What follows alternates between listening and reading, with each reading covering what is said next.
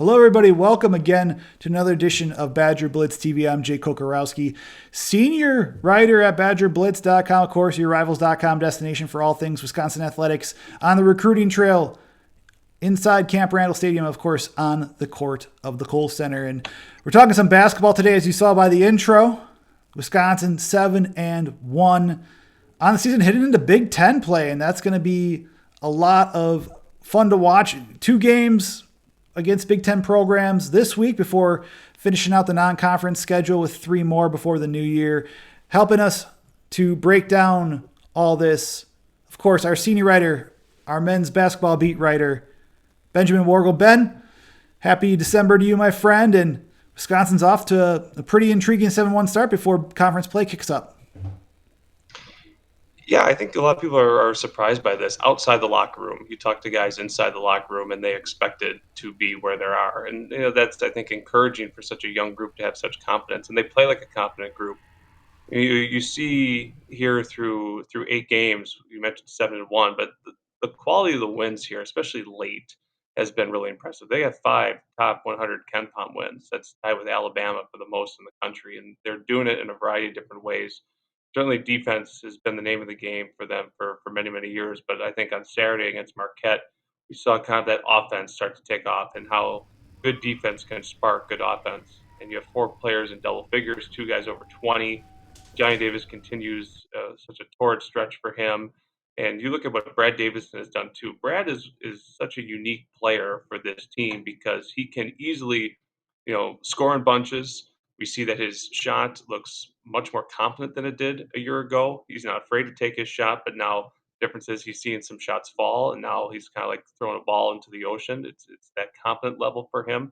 But there's also times where he feels like he can kind of take his hands off the reins and let other guys find their rhythm, find their offense, and find their confidence. We saw that especially with Johnny Davis. We've seen that with Chucky Hepburn, who I think has played above expectations. Stephen Crawl has done some really good things here as of late. You're not seeing as much production from the bench, which I think is concerning. You look at Saturday, 89 points for Wisconsin, a season high, 80 are scored by the starters. So they need a little bit more from the bench. But again, 7-1, now we're just finding things to kind of quibble about with this team, which is a pretty good sign and frankly a little bit surprising considering I think where a lot of people had this team pegged when they started Big Ten play. Now, in your eyes, Ben, what are some of the key takeaways that you've seen? You already talked about a few things, but what are some of the key takeaways from the 7-1 start for Wisconsin? How good their defense is. With so many young players on this team, so many players that are in a starting role for the first time, playing college basketball for the first time, just how locked in this group is defensively and how they can frustrate teams for long stretches. I mean, one of the things that we've seen, especially against Georgia Tech, we saw it in Las Vegas and the Maui. We saw it against Marquette a little bit, that this team will go through scoring droughts, that they will kind of lose their way a little bit. They'll get a little stagnant offensively, but they never dig themselves a deep hole. They were able to kind of just kind of stem the tide a little bit because of their defense. I mean, Wisconsin went through a stretch where they were barely getting second chance opportunities. They weren't getting a lot of good looks at the rim, but yet Marquette wasn't scoring either because Wisconsin was crowding the lane. They were defending on-ball shooters. They're doing so many things that you need to do to be competitive, and that's kind of been Wisconsin's MO for a number of years, with a couple of exceptions thrown in there. Is that they typically don't have more talent than the other team. They just are the better overall team. They're so well connected. And you kind of expect that from a group that has played together for several years. These guys are kind of meshing, without having been on campus and knowing each other for more than, 6, 7, 8 months now. And I think that's been the most impressive takeaway is that this is such a well connected defensive team. And more importantly, at least for me, they're fun. There's energy. There's a different dynamic with this team that wasn't there last year. I don't know because of how old they were, that because they played together for so long, that kind of it was stagnant. That there wasn't that kind of energy, that personality with the team. Now, COVID could have a lot to do with it. Playing in front of empty arenas all season long is no fun. I think there's some juice with this team, and maybe that's the influx of young energy with guys like Johnny Davis, with Lauren Bowman, with Chucky Hepburn, Carter Gilmore, who's apparently the number one jokester on the team. They just mesh really well. I think that's encouraging. That's what you need through a long season. And Guard said this too. This is a group that's willing to learn. It's a group that wants to learn. They want to get better. They're not satisfied with where they're at. That's encouraging that a young group is taking that coaching, applying it, and having success with it through this early part of the season. Let's take a look through some stats real quick before Big Ten play hits for Wisconsin. 7-1, like we mentioned, points per game just under 71, 70.6, allowing under 60 points per contest too. Shooting about 41.4% from the field, 39.3% for the opponents. From three-point range, from deep still, 31.7% from deep. Not necessarily the most eye-popping stat there. Have allowed just under 33% for opponents to hit from deep there. Looking at free throw percentage, almost 80%, almost 37 rebounds per game, nearly 10 assists per contest, very much just a little bit over 9 turnovers per game, which is a staple of Greg Gard's program and just how they try to keep a clean game. Almost 6 steals per game too. And just some quick KenPom, some net ranking stats heading into this Big Ten matchup against Indiana tonight. NCAA net ranking is 18. KenPom ranking right now, 26. Some key stats there from KenPom. Offensive adjustment efficiency, 109, is 50th in the nation. Defensive adjusted efficiency, 90.6. That's 15th in the nation, so among the top 15 teams in Division I there. And, of course, offensive turnover percentage, 13.8. That's 9th in the nation. We know that, again, that's a staple of Greg Gard's program and how the Badgers try to keep a clean game there. I guess, Ben, within that, with players, which players have you been – and we talk about Johnny Davis and just what he's been able to do, and then Brad Davison, for that matter, also being the top 2 scorers, and you're seeing that in the stat sheets. But who have impressed you the most during this 8-game start to the 2021-2022 season? Well, I think a lot of people figured that Brad Davison was going to bounce back. I believe he was the worst 2-point shooter in the country last season in the regular season, just with his inability to hit those mid-range shots to attack the rim. I mean, his three-point shooting is what saved his scoring per game to a degree, but I think we've seen him just be more confident. I mean, the Georgia Tech game, he just took over in the second half, and I think for someone that gets so much maybe negative press in a way, to see him do things in a positive light from an offensive standpoint, I think is really encouraging. I've always liked Brad. I think Brad plays hard. People don't like it sometimes when you have a player that plays like that, but certainly he's an energy catalyst for this team, and so that's been encouraging. Johnny Davis, I think we knew he would take a step up. I don't think we were expecting this quickly, but he's certainly been impressive. I really like what Chucky Hepburn has done. You knew this kid was going to be pretty good. At least you thought he was going to be pretty good with the numbers he put up in high school. But for him to start as a true freshman and then to just play like a veteran, with his calm composure, with his ability to defend and defend at such a high level, I think that has really helped this team offensively. His shooting has started up a little bit slow. I think it took a big step forward against Marquette. I think he found his shot, found his confidence a little bit. And they're going to need that here in Big Ten play. The more depth you have is going to be real encouraging. Probably the other two is Stephen Crowell. I think Crowell has done a nice job.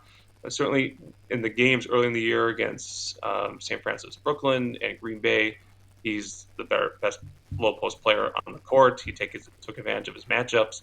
He had some really gaudy point totals. I think he took a little bit of a step back in Las Vegas in the Maui tournament to a degree.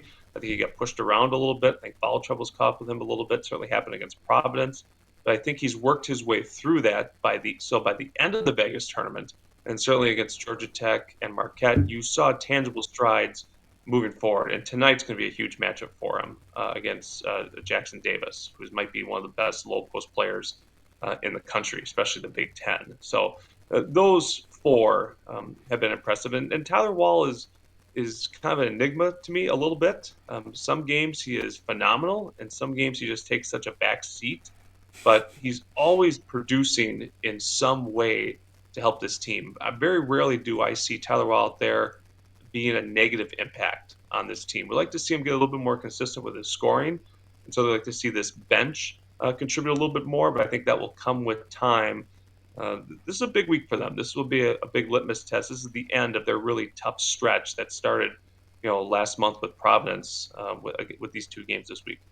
You talked about it with Indiana, too. Let's get a quick look at them. It's a 6 p.m. game on the Big Ten Network. If you're listening to it, Badger Sports Network is with Matt LePay and Mike Lucas there. But look at the Hoosiers.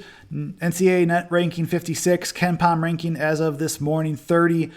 Some key stats for the Hoosiers. Offensive adjusted efficiency 108.1 at 65th in the nation. Defensive adjusted efficiency 90.7, so right behind the Badgers with 16 at 16. Offensive effective field goal percentage 23rd in the nation. Defensive effective field goal percentage 6th, so they're playing well on defense there. And just a couple other quick things from this team as we do that too. They're averaging over 80 points per game, allowing just about 64%. They're shooting nearly 50% from the field. They're hitting over 37% from 3-point range. Opponents are only draining less than 28% from deep. They're averaging about 41 points per game, nearly 16 assists per game, but also turning it over 16.6 times per contest, and blocks per game 6.3. I guess, Ben, with this, when it comes to Wisconsin, what are the keys for the Badgers to pull off a win against the Hoosiers in the Kohl Center tonight? 3 words: Trice Jackson Davis. That's the focus point tonight, I think, for everyone watching this game, and certainly for the University of Wisconsin, because Jackson Davis is a phenomenal athlete. He's the leading returning scorer in the Big Ten. He has not taken a step back this year. He's over 21 points per game. He's shooting over 60% from the field. All those numbers you mentioned are because of Jackson Davis. Indiana leads the conference in defensive field goal percentage. They're holding teams about 35.3%. The block shots you mentioned, that's because of Jackson Davis. Defending the 3-point is because of Jackson Davis, because he does such a good job inside. It allows Indiana's wings to get out and defend the perimeter. Offensively, over the last couple of games, Indiana's over 82 points per game, shooting over 51% of the field. That's because of Jackson Davis. The game last year at the Kohl Center, he had 22 and 13, I want to say. And Jackson Davis also passes the ball well. He's a good ball handler.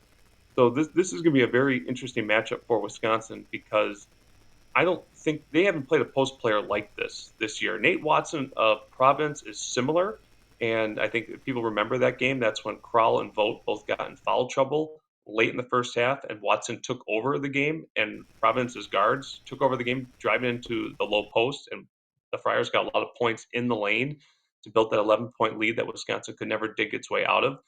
Indiana is different because they just put Jackson Davis in the low posts and let him work and let him kind of facilitate the offense. So this will be an important matchup for Krall and for Vogt, not just to limit the fouls, but to make Jackson Davis work. And he's so good finishing with his left hand, um, playing above the rim, finishing above the rim, his moves in the low post, drawing fouls, rebounding.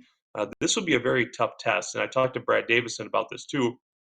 And it starts with the guards. Guards need to cut off passing lanes. They need to know where Davis is and get a hand in there too for a quick double team, just to make him work and to have that extra effort to kind of try to wear him down. I mean, last year's game at the Kohl Center went to double overtime. Jackson Davis played 49 of the 50 minutes. And Wisconsin, looking back, was fortunate to win that game. Dimitri Trice had a couple shots at the end of regulation and the first overtime to keep the game going. And then Tyler Wall hit those 2 big 3-pointers to kind of gain that separation needed to win this game. So this will be tough. This will be a very tough matchup. This will be a good litmus test for Steven Krall. And talking to him earlier this week, he's looking forward to it. He wants to see where he measures up with Jackson Davis. He wants to know where he is now, where he needs to go to get up to his level. It's going to be entertaining. It's going to be a very entertaining game tonight. Now taking a look over at Ohio State, right on number 21 in the nation, net ranking 35, KenPom 19. When it comes to, let me make sure I have that right on there just because, there we go. Yep, number 19 there. I guess, looking at another team that's good in terms of offensive adjusted efficiency, 8th in the nation. Defensively, 50th, and they're 25th in the nation in offensive effective field goal percentage for those that like the KenPom the rankings and metrics there. Overall, though, I mean, they're averaging 75 points per contest, giving up over 68, shooting 48% from the field, so another high percentage team. 3-point percentage, someone to watch out, 39%. Field free throws, 71%. I think the big things there, not as many turnovers per game as you see out of Indiana, but with assists about the same, and it'll be interesting to see what they do on the boards. I guess, Ben, I know we haven't the game against Indiana is tonight, but just looking ahead for this week against the Buckeyes in Columbus, just what are some keys? I think you have to talk about Jackson Davis for Indiana. There's one big name for Ohio State to watch out for as well. All I know about Ohio State is that they were down 13 to Duke, and they won by 5. Yep. Outscored them by 18 in the second half. And that's a good Duke team that just beat Gonzaga early in the week, too. So Ohio State looked dominant against Nebraska. I think that's going to be a common theme this year. The teams are going to look dominant against Nebraska. So I've not watched the Buckeyes a lot. I just know that will be a tough game for Wisconsin. I think a lot of people would take a 1-1 record this week. Win tonight and show up well against Ohio State. Ohio State's played well. Their 2 losses were to Xavier by 6 and Florida by 3. Of course, Florida just lost to a SWAC school last night at home, so I'm not quite sure what to make of the Gators. But the Buckeyes are good. Buckeyes played Wisconsin well last year. So this in Columbus on a Saturday morning, that'll be a tough challenge for Wisconsin. But we'll see what happens tonight and kind of how they build forward from there.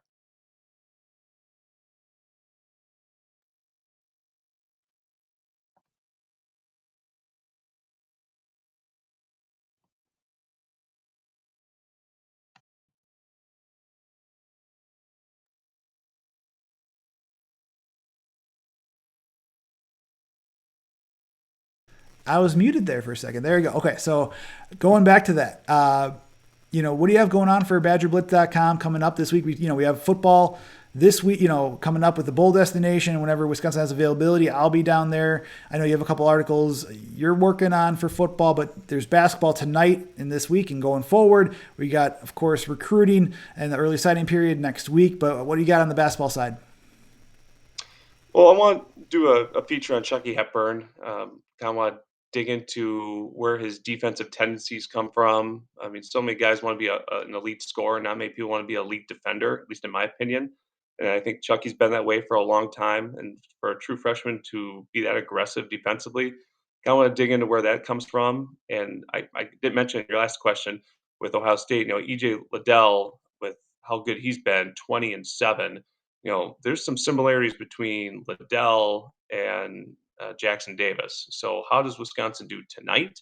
And how will that translate over to facing Liddell? 2 really good post players back to back. That could help Wisconsin to have those 2 matchups, maybe to kind of translate some of the things they did well or not so well tonight into Saturday too. So we'll examine that. Football stuff, National Signing Day is coming up. A lot of big stuff coming up here over the next several days, several weeks on BadgerBlitz.com. Absolutely. And then for that matter, folks, make sure you guys follow us on Twitter. For Ben, it's at The Badger Nation. For me, it's at JCoco. And, of course, at Badger_Blitz. Of course, for YouTube, search Badger Blitz. And then on that matter, click that subscribe button, click that like button. We're having a lot of fun doing this. We got some recruiting videos coming up later this week. On top of that, make sure Facebook.com, search Wisconsin Badgers on BadgerBlitz.com. Y'all have a great week. We'll talk to you later with some more recruits, some recruiting spotlights with at least 2 players, hopefully more this week here on Badger Blitz TV.